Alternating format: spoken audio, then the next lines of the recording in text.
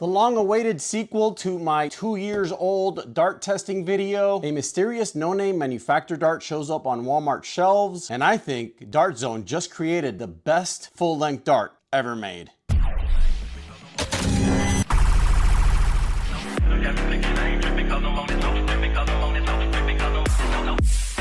A little more than 2 years ago, I created a video called The Fastest Dart. And in this video, we tested primarily the speed of all the popular store-bought full-length darts. Basically anything that you can walk into a Target, a Ross, a Walmart, and get your hands on. The main focus of that video was to get a fair assessment on how these darts were performing. During this time, the half-length darts were at the peak of their popularity. So I wanted to make sure that our casual and HVZ and maybe some super stock guys were still getting a little bit of useful information as far as traditional length darts. As I was getting ready to finally produce the long-awaited sequel to this video, I get an email from Dart Zone. Hey, not enough. We want to see how our new NitroShot full-length darts fare up against the competition. So they sent me 200 of them. But that's not all. They were so confident that they were going to come out on top. They also sent me 200 of these new mysterious meteor darts that Walmart is carrying. Normally in this little section here, we would see some kind of manufacturer such as Dart Zone or Primetime Toys themselves, Busby, or even X-Shot's parent company Zuru. However, these darts mysteriously don't have a designated manufacturer.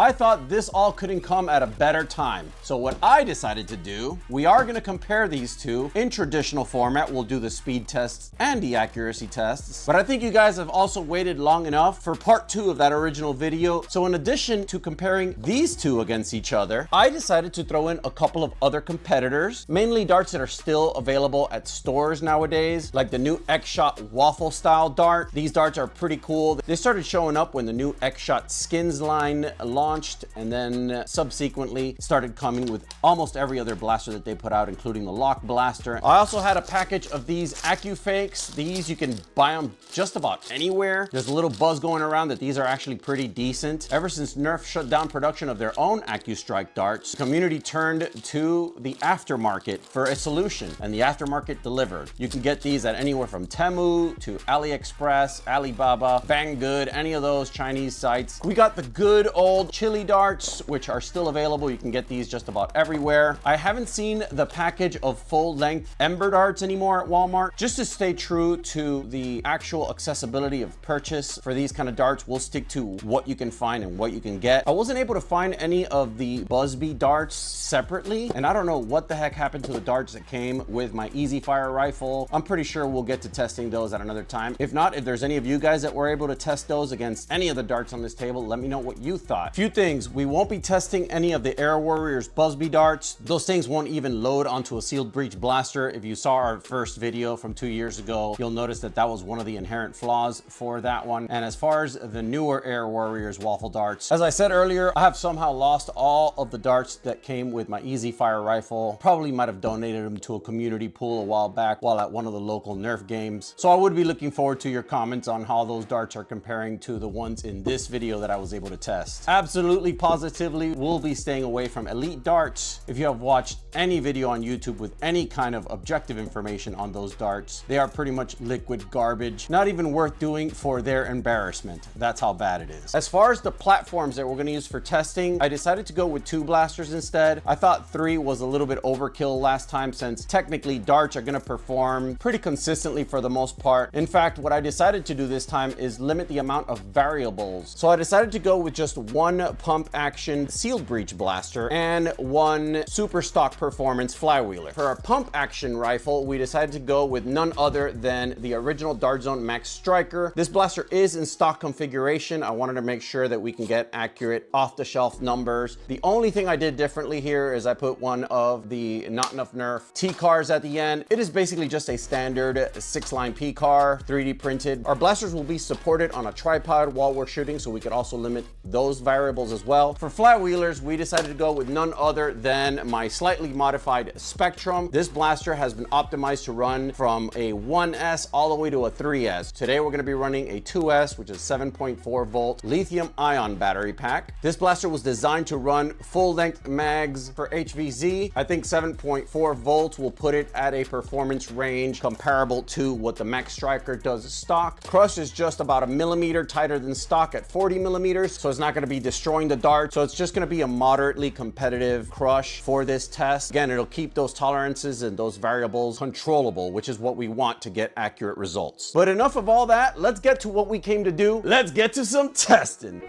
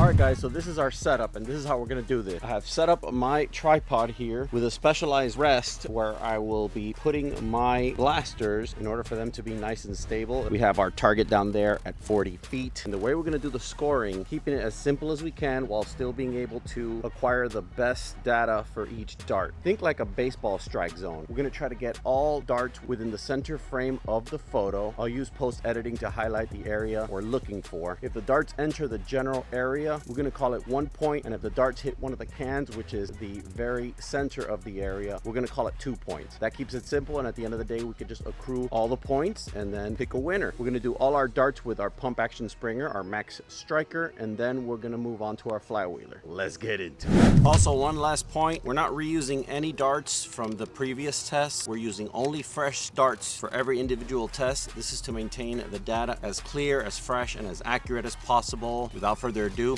let's get blasting.